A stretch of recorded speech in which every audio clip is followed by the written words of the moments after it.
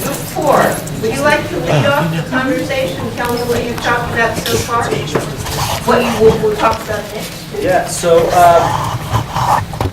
we started with three big ideas that came up at different junctures of our conversation, right? One is this group agreed with a very unified approach, thinking about career and college, but with kind of a caveat of just having strong feedback loops from the workforce and colleges to inform of that, let's say, high school unified approach. We also had this kind of big conversation around equity and kind of making sure that stakeholders in a setting understand that the current systems and structures are creating inequitable conditions. And until people come to that realization, it's kind of hard to shift or change the system. So really the current system, and we talked about just some of the traditional district systems, how complex it would be to redesign them, partly because there's not a realization that it's creating inequity. And then the third big idea came at the end, but this notion of what's in it for me in terms of change, whether it's change at the student level or the person working as a teacher, counselor, assistant principal, principal in a school system, and this notion that the change has to, the pain of staying the same Yeah. is greater than the pain of changing. So therefore, I need to change. Right. And so those were kind of our 3 big kind of ideas, and then we kind of broke our discussion down into just how do we get folks to understand equity and responding to inequity, whether that's just making sure, what's the development people would need to understand that frame, being able to bridge math and reading equity gaps with certain student groups. We talked a little bit about just the college and career exposure that naturally happens for a middle, upper class student is completely different from a low income student. So making sure that there is just equity around career and college exposure. And then really that's closing the knowledge gap. And then this notion that if we're about equity, we shouldn't track students into kind of pre-assigned high school tracks or career tracks. Then we went to this plan where we just talked a lot about professional development. What does the professional development look like to bridge those reading and math gaps in high school early on with remediation?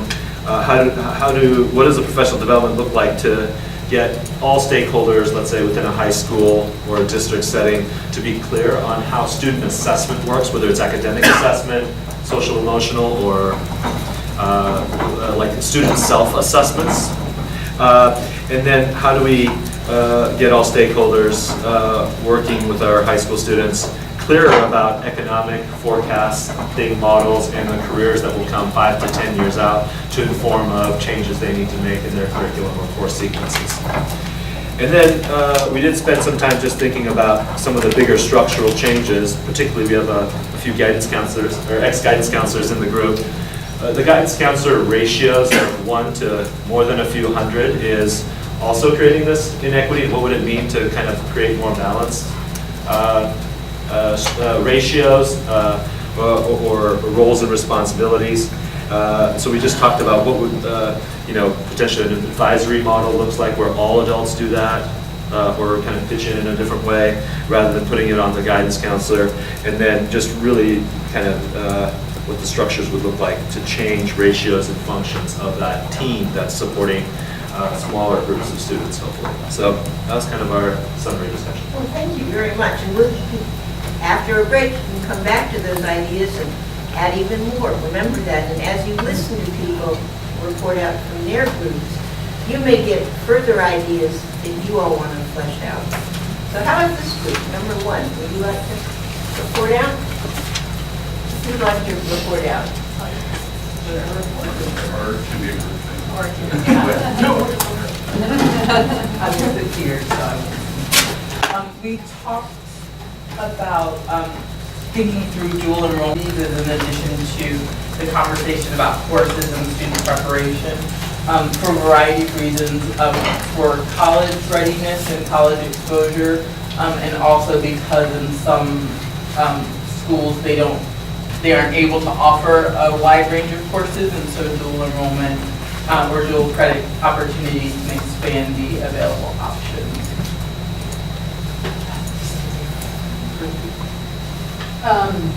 We brought up something, just a question that I think would need to be in the guide, like how do districts manage scheduling strategically with high student mobility? I think there probably has to be a core that are common expectations, but how do we deal with that when we're expecting things like dual enrollment or a CTE pathway, and we've got kids sometimes moving 6 times within a year? Do you know, how do we, and so that's just something districts I think are going to need to work through to get it to be equitable.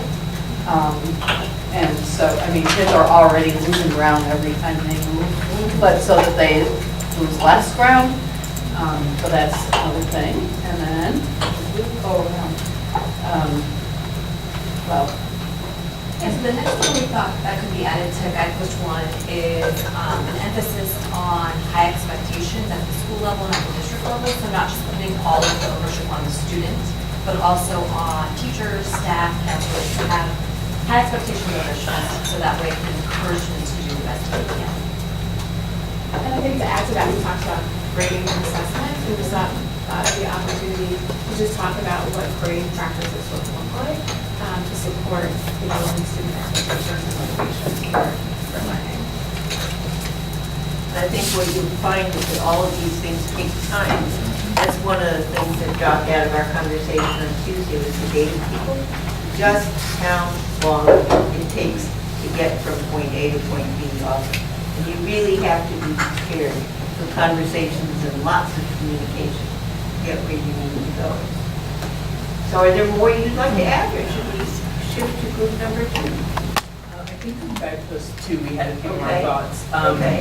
Just trying to figure out in terms of exposure for students, what is the district level responsibility versus what is school level? I think clarifying that and recognizing that could look different depending on the size of your district and the number of schools.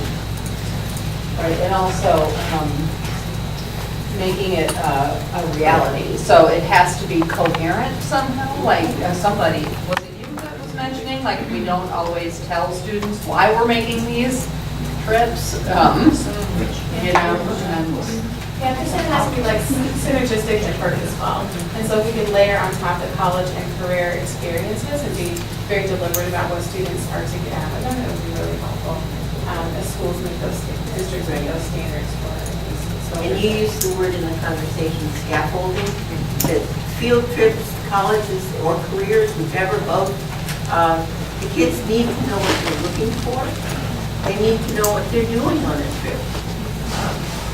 And that's, it's like writing curriculum, essentially.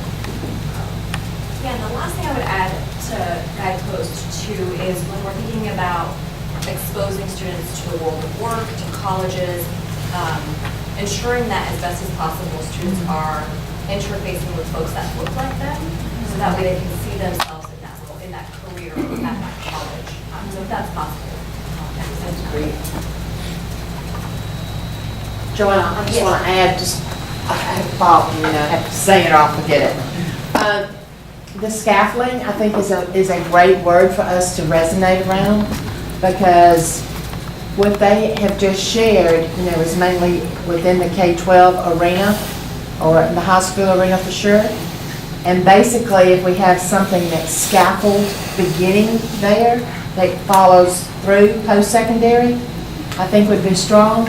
And then something you mentioned about the guidance, or something when they go to these college day programs or field trips for college exploration. Since we're counting that in most states now as an excuse, as not an absence because of the chronic absentee push, I think that will justify even tighter that not being counted as an absence because it's school-related function. Just to kind of cross over, if you will, into this other arena that's going on. It is different. So what is possible in one state may not be possible in another.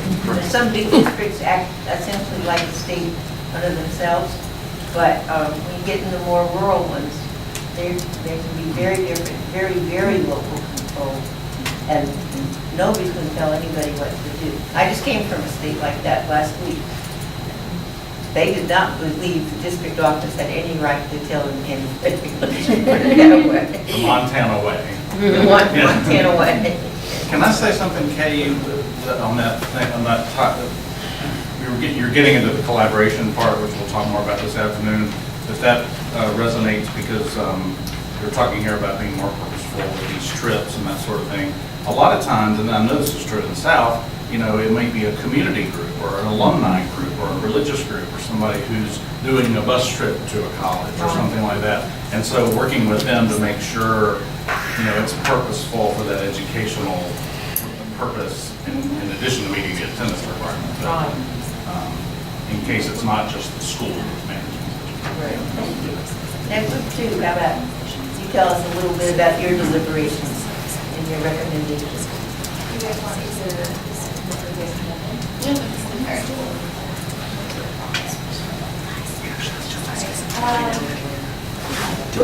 All right, so our group focused on Guidepost 1, but then it's built into Guidepost 2, so we had a lot of kind of overlapping recommendations with group 1. So these kind of outline our main recommendations. So similar to what group 1 said, we agree that there should be like a standard core, but at the same time making sure that you're adding in room or a layer for local context so that you're being responsive to those local needs. So for example, local workforce needs or cultural responsiveness to that family. We also recommended adding in social emotional competencies in those course expectations. So putting an emphasis on teaching some of those quote unquote soft skills, I hate that phrase, but it's kind of self-regulation, asking for help, navigating difficult systems. That's equally as important as kind of the academic competencies that we're helping students build towards.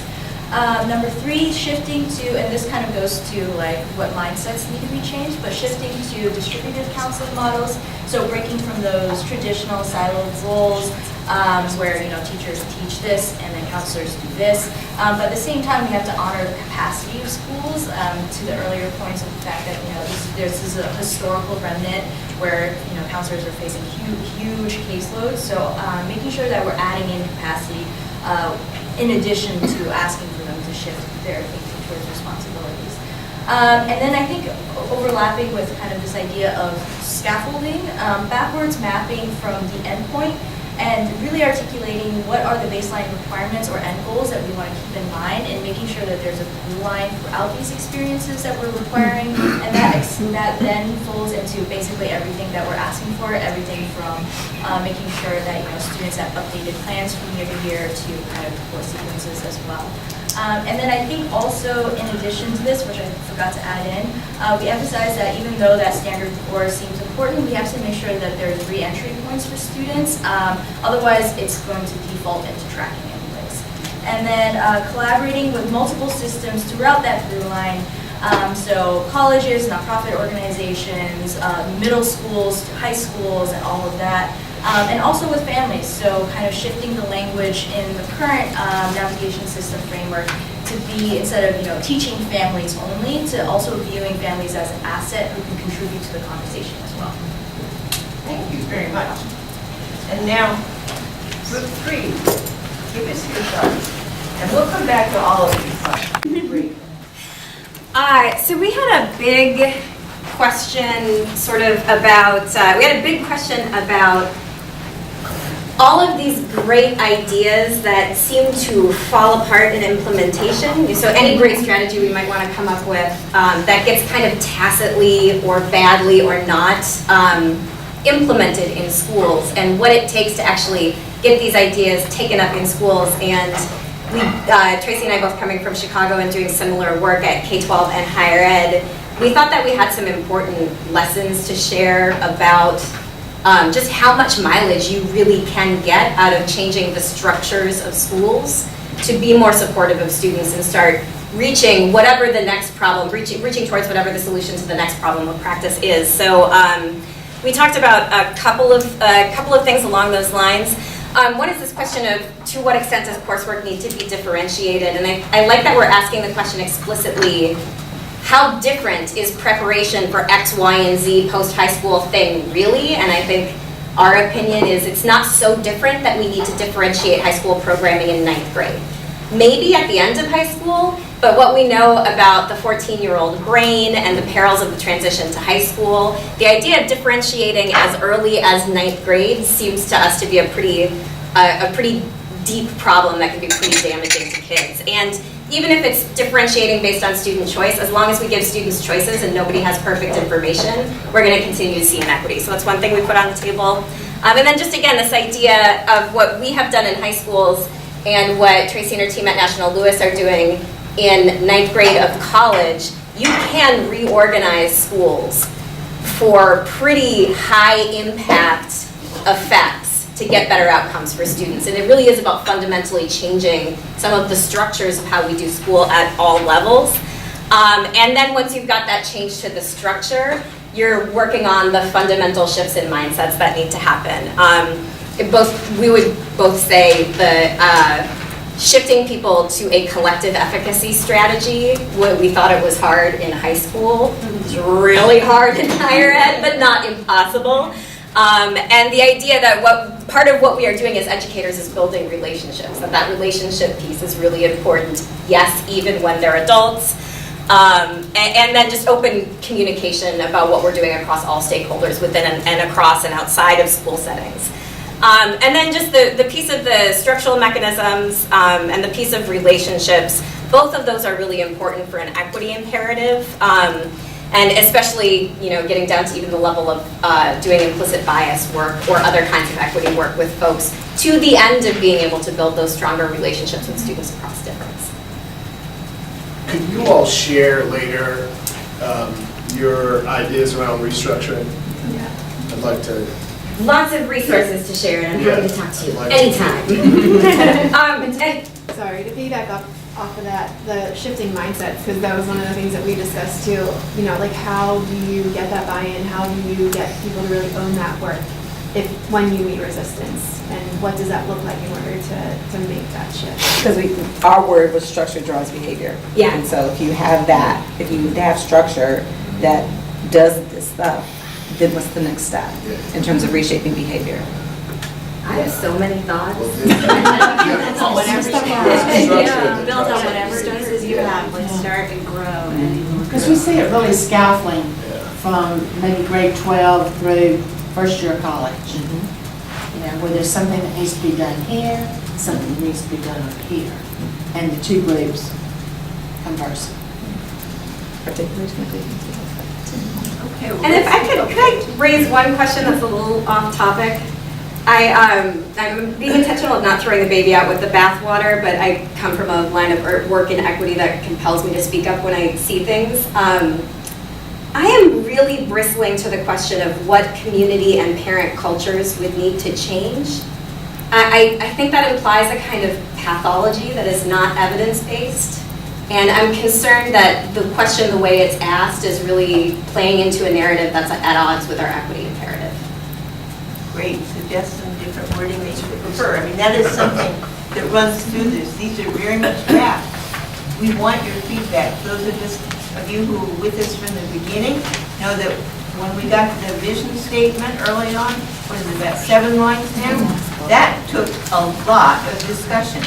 Did we put in persistence? Did we put in that? So, exactly. Bring up your objections, bring up your applause. We all like that too. So I just, a word. So we're going to give you a moment to get a short break, stretch your legs, grab a snack, and then we're going to ask you to back in your work groups. And 2 things to think about. If you haven't tackled questions, guideposts 3 and 4, that's the thing to spend some time on. If you've sort of already done them all, you can go deeper. But one thing I think I'd ask us to think about, building off some of the comments we've just had, is try to identify, what your group thinks would be a high leverage starting point for this work, right? Because we said we have to scaffold it, we have to do it. But also, if we don't begin with a high leverage point, right, it has some impact early on, right? You don't get momentum. So put your heads together across all these guideposts. what might be a high leverage starting point that is a place to start the work. And then we'll share out on both what you think about 3 and 4, for those of you that haven't got to them yet, and also this idea of a high leverage starting point. So, hello, are you ready to report out? Who'd like to go first? Or shall I just do somebody? How about this group, number 1? Good. Share your thoughts on 3 and 4 and the leverage points for entry. So one of the things that we discussed adding was some type of accountability for co-navigators. So we like the idea of expanding the counseling responsibilities in some way, or the advising responsibilities. But when we give those responsibilities to people outside of the school or district setting, we lose a lot of control or influence over what they're actually doing. And so if they are advising students incorrectly or not doing things in alignment with our vision, how do we think through accountability for that? And in the conversation, you brought up a very interesting point, which is that they had counselors or outside people who advised students not to take the SAT at a certain time. And because it would interfere with their program. Well, that's maybe not what we want said. And to me, that was just a striking example of the kind of thing we're talking about. So please continue. What other points? So we talked about the feasibility of nonprofits, local colleges, staff, recent grads, foundation support, but we also talked about like not needing to constantly deal with different grants and different people, so how do we make it sustainable? But also student agency, like how do we teach students self-advocacy? Some students are great at it, others are not, and some of our language groups don't, the cultures don't stress self-advocacy. That's not a cultural value, right? So how do we manage the cultural sensitivity with what, the individualism of the United States, right? We talk about how do we manage that? Yeah, another thing we talked about is what could be the role of technology to help students navigate various systems. We know that a lot of students today have access to a cell phone, computer, internet, so, and there's been emergence of a lot of apps, platforms, and which ones are good and high quality. And how can school districts use the technology to their advantage to help students get additional supports and get touch points.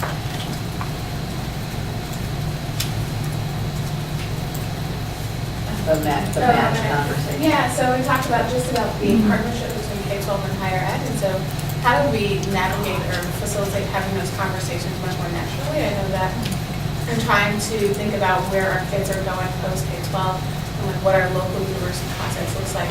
It often is difficult to get into the door to sit with the right person and talk about how they can better support and serve our students. So that was just one of the things we thought should be taken into consideration about how to develop those partnerships with your local colleges and universities.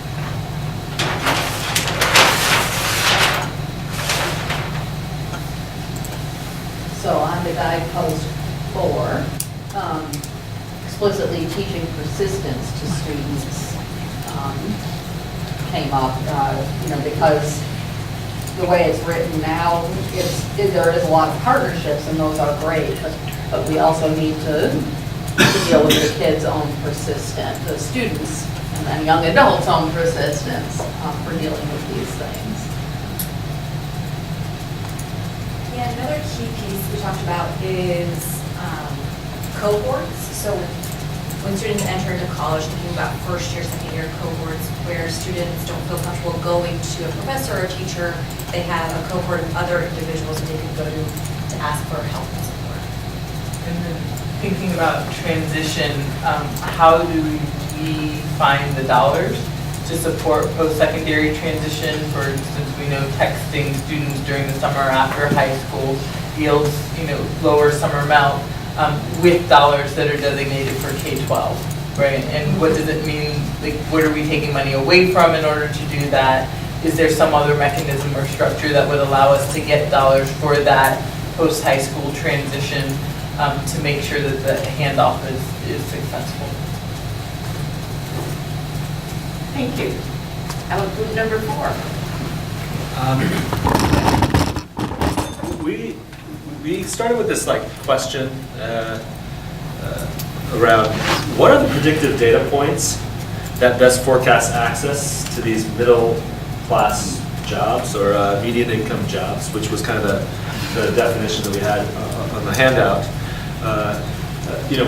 We had a conversation about nobody knows what those data points are. I mean, we do know the data points like, let's say the college readiness score on the ACT or SAT is kind of defined from your likelihood of scoring a B or a C on a college course. But I don't know if we're clear on what the data points are that lead to this.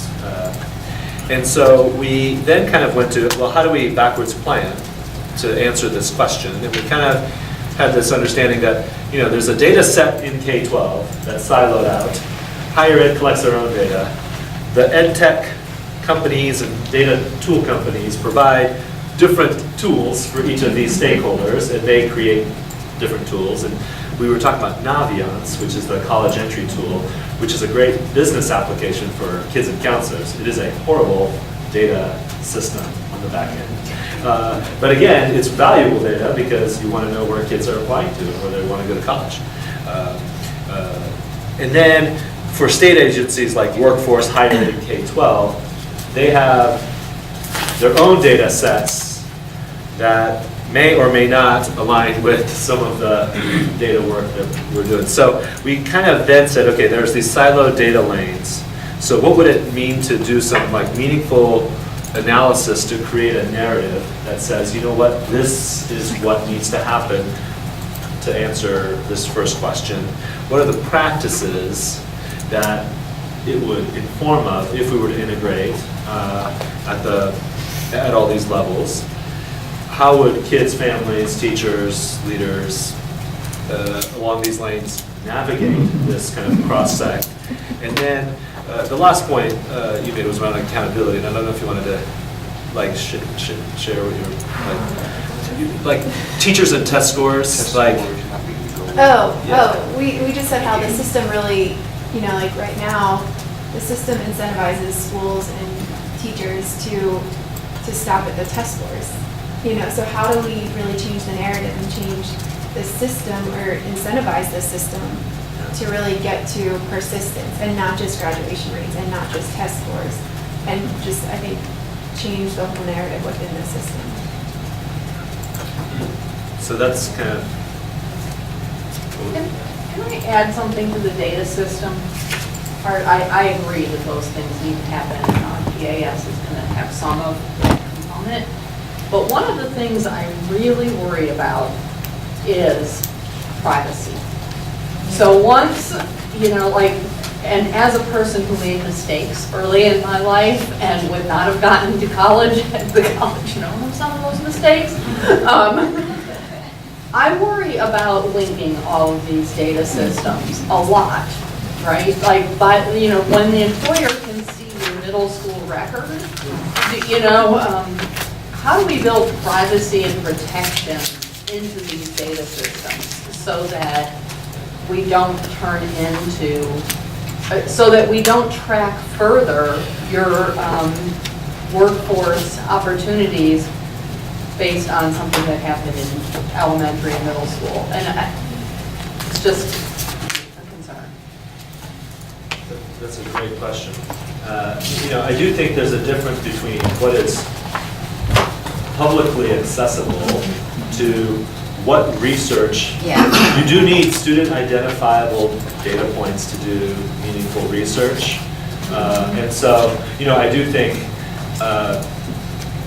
you do need that for a certain group of cross-sect I agree. Data analysts to inform of what are the shifts and changes and programmatic shifts that need to happen kind of downstream. But I do think there's this kind of notion that with data privacy, like, you do end up creating a silo more so than cross-functional. So I do think in these articulation agreements, you do have to agree that, you know, that data team has to have access across in order to inform of any policy changes or structural changes downstream. I think that's kind of a fundamental thing that needs to be addressed. Gentleman from Montana who built their early warning system, built in a very, and he was here on Tuesday, and I was out in Montana, handled some of this in a very interesting way, in that he put time limits. He would only keep behavior data for X number of days, or X number of semesters, so that your historical record didn't travel with you beyond it. Well, you know, it ended up usually being 1 to 2 years. And the way he defined things was actually by term, so the summer dropped out. And it was just a very interesting approach. It does control for some of this, I think. So we're running up on lunch, and would this group like to talk? Sure. Number, I can't see your number. Okay, yeah. Can I say one of your responses? Sure, please. I mean, I think another question I think is important to ask is, what are we using the data for? Is it to throw up additional barriers for students, or are we, like, it could be a very different conversation if it's like, the research tells us a 3.0 GPA predicts your likelihood of college completion, that's why it's important. So that's a very different conversation than saying, you have a 2.5 GPA and you're not going to go to college, so we're going to then program you for this course. So that, I think that that's just like a layer to add on that as we kind of consider what the data is used for. Building in protections for unintended consequences. And as I think Tracy has shared, and there's another university I talked to in the Midwest, there are people with special programs who are taking in kids with 1.9 into a four-year college, not 2. And with enough support, they're seeing very good results. So we have to, this gets back to a longer-term question, that's the structural changes that we may need to make. But don't let me interrupt you. I didn't have time to throw up all our notes, sorry group, so please like jump in. So we focused mostly on guidepost 3, but then it kind of spilled into guidepost 2 and 4 a little bit. So we started from this main thought of like, we agreed with the ideas behind guidepost 3, and we felt like annual meetings are enough, but we like the idea that we're shifting towards a distributed model in terms of counseling, and thinking about how do we chunk those responsibilities out to various adults that are inside of the school, so that it's not just all on the caseload of a single counselor. But we also recognize that these are things that schools and districts already want to do, and so it becomes a question of how do we add in resources and capacity to then support the schools and empower them to be able to do those things. So, for example, some things we started thinking about were, what does the research tell us? What do higher education institutions know about things like operationalizing match? Like, so a lot of research that came out of Chicago tells us, like, this is what an academic match is. Can we give counselors tools so that they don't have to then, you know, throw up Post-its on a whiteboard and spend an entire day thinking about what that means for schools? And then that kind of segued into this larger conversation around resource equity based off on geography. And that looks very different for rural districts. It looks very different for urban districts as well. And we feel like there needs to be a shift in the mindset outside of these traditional systems, school systems holding the entire responsibility for ensuring that our students successfully transition into college and career. So some practical strategies we started talking about were marketing to like labor and workforce markets to essentially communicate what is the value add of our students and our schools in order to solicit resources from non-traditional sources. We also touched on technology, which I think Group 1 talked about too, as an important leverage point for particularly rural districts that don't have easy access to like exposure activities. So how can we then use technology and kind of non-traditional experience and exposure activities to provide students and families with kind of knowledge about what that transition looks like. And then we again return to this idea that kind of like having a core set of expectations is important to, but then also being able to responsively adapt according to local contexts. And related to that, we started talking about there's a need to really operationalize and provide credit and support for students and schools for SEL competencies as well. So that not being like an additional and, but also like part of the core. And finally, we talked about how there's an importance in shifting mindsets and being careful with our language both in this document and outside of it around kind of needing to escape communities in order to be successful. Like that's not something that we want to message to our students and families. And it feeds into things like students feeling like they're imposters in this like system and that they can't see themselves as college students.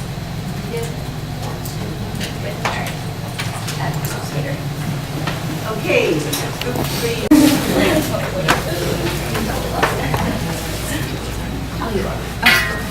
All right, here's our list. So we talked about, we mostly covered 3 and 4, but I think we spent a little bit more time on 3. So we talked about, similar to what District just mentioned, fleshing out a little bit more what the distributed counseling might look like, maybe with one of the how-to kind of documents. Ideally, every adult could have a career and college advising conversation with a student. Every adult in the school, say, in the building. Maybe referencing adult advocate kind of research or an advisory model that's used in a lot of 9th grade. Also talked about seeing match as a strategy versus an end goal where the end goal is really encouraging students to go to the highest grad rate college or university that's in their palette that they're accepted to, and that goal of grad rate of the college is really the target rather than the match, referencing selectivity of the school.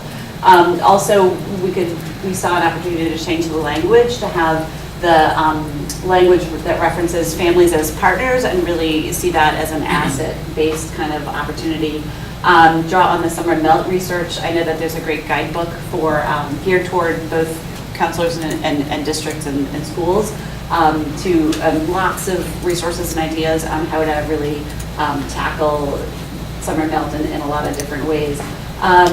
And building on that, we thought a lot of the pieces, a lot of the items in the guideposts really could hyperlink or have info to other resources that directly address or flesh out some of the bullets in those different pieces that elaborate on some practice. And a couple folks, this is not an idea that I knew about, but a couple folks raised the question, what's going on with the FAFSA verification process?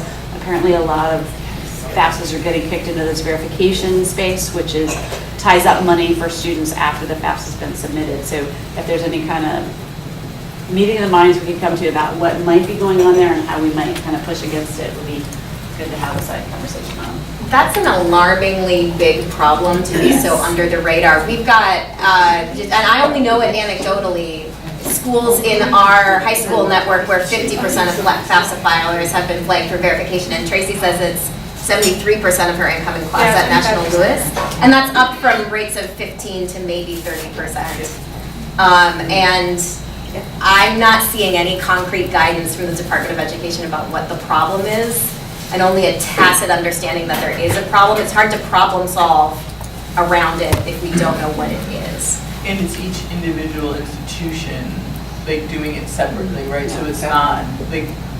No, it's federal. It's the federal government is flagging an astronomically high rate of students for federal verification. It's happened since they did prior year.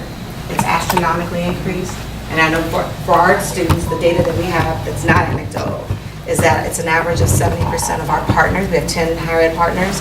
They've actually had a 70% increase of FAFSA verifications, and the kids are not getting money. They are stopping out. They are dropping out because they don't have the money and they can't have access to it. What this looks like is that students are coming to class the first day, they're getting into college, and that they're working through this verification, trying to provide additional documentation for the federal government, and because of their circumstances, being from maybe a single family household, not being communication with another parent, or not having filed tax returns previously. I mean, you name it, the gamut. They're not able to provide that documentation, and so therefore are dropping out. And it's happening with continuing students too. Yes. So it's not even just like your freshman class, where every year you're plowing for the FAFSA. So we have second year, third year, fourth year students that have been flagged this year, previously hadn't been, that are now not continuing on their education because of this. If this continues for another year, I don't think anything else we're talking about matters. Right. I mean, like, we're fully expecting to see our college enrollment rate in Chicago drop significantly for the first time since we started tracking it. Because of verification. Because of the Because of the verification. verification. Yeah. And the students that are coming, we've ran the numbers and, 80% of our students that are in verification are currently getting A's and B's in their courses, have really high attendance rates. And then as this has gone by and they're trying to work through this, we've seen them slowly drop off and disengage from school every week. And I mean, honestly, since they moved the date back to October 1st, we try to get them to apply earlier. Yeah, absolutely. But it doesn't make a difference if they don't check their email, because it can take anywhere from 2 weeks to 6 months to go through a verification process. And if you're starting that in August, that whole term is gone for you. Is there a policy change? I'm checking with my personal. No one can get clearance. My working theory is that somebody decided that 0 EFCs are a warning sign. And they're flagging all 0 EFCs. And in Chicago, our median EFC is 0. Yeah. Expected family contribution. Because Yeah. FAFSA is an artificially truncated scale, right? Like you can have a negative EFC technically, we just don't report it that way. That is my guess, Yeah, and that's based on a cynical world. I think even a more cynical view. I do think that this is probably informed by the kind of the debt collection arms that are separate from the feds. The feds only have like the clearing to verify whether a student is eligible or Stafford loan eligible. The Stafford loans are then picked up by the debt collection arms. There's like 3 of them in our country that manage all of our student loan debt. And the policy that they inform both at the federal and local levels are pretty nefarious. Is there a reason, well, I would suggest that maybe we don't need to wait for another round. Yeah, I just don't even know what the advocacy strategy is. Right, that does differ by student. And so some want to file independent status, right? Because they're like, I can't find a parent, or they don't want to vouch for me, or I've been living with a grandparent. But that's a process. You can't just say, I'm going to be an independent. You have to go through a process. And they don't know that all of the time. So all the issue, we're working with our schools to actually address it. But they're struggling with it partially because there's not a clear answer as to what's driving it, except that we know that for our students, estimated taxes that don't match your actual return when they do prior year is a flag. Yep. And we know that they changed the algorithm for flagging, but we don't know what they changed it to look for besides the EFC of 0. And we can get individual student level data now, at least here in Maryland, we've been working through that so that we know if the student is in verification, and so we can send that out to school. But like you said, it's gonna take 6 months, and it's August, the year after they graduated. It's really hard to have the capacity to keep chasing. Yeah. So that's something more that higher ed institutions. They're trying. The biggest challenge they have is the student finding out they're in verification. Yeah. First, and that requires checking whatever email address they put. And kids don't, if they put it on Instagram, they would find it. And if they put it in their email, they don't find it. And so they don't realize what a big issue it is until it's too late. Well, and then you as a higher ed institution can't start working with that student until they're matriculated, and they can't matriculate until they get this figured out. But by the time they figure out they're in verification, they're kind of in that summer dead zone. Yeah. And that's so the best case different scenario. locations have different abilities to work in that summertime. Some people are taking lots of license. Other people are being very cautious. Yeah, depending on states like biennium or yearly kind of budget cycles, for a lot of community college and state institutions, you might not get your financial aid until May or June, and this could hold that back until June, July, which makes it really tough for kids. The one thing we are doing, real quick, is actually in high schools, educating not just complete your FAFSA, but what happens when you go into verification. and that you need to know these things, and here's help. United Way has this program. I mean, it's not one organization, but there's several that actually are trying to help them navigate through it, because it is difficult for some of them. So I think what this speaks to, and I'm going to bring you back to this, we can get to lunch in a second, is that not only do we have to build these navigation systems, they have to be nimble, right? Yeah. It can't just be like, okay, here's the system, it's good, it's set, because issues come up, right, that are like unexpected, but big repercussions. And how can a navigation system be responsive to sort of shifting frameworks? And I think just one other thing I want to put our minds as we go forward is that this is obviously an ongoing conversation where we have to keep building, right? It's a big shift to build, I think, a navigation system. It's sort of a big shift for schools and systems. And I think we have to keep thinking about, these leverage points, how to sort of get in and get it working, to build some case examples of it working, because that at least builds something to point to, right? It's working here.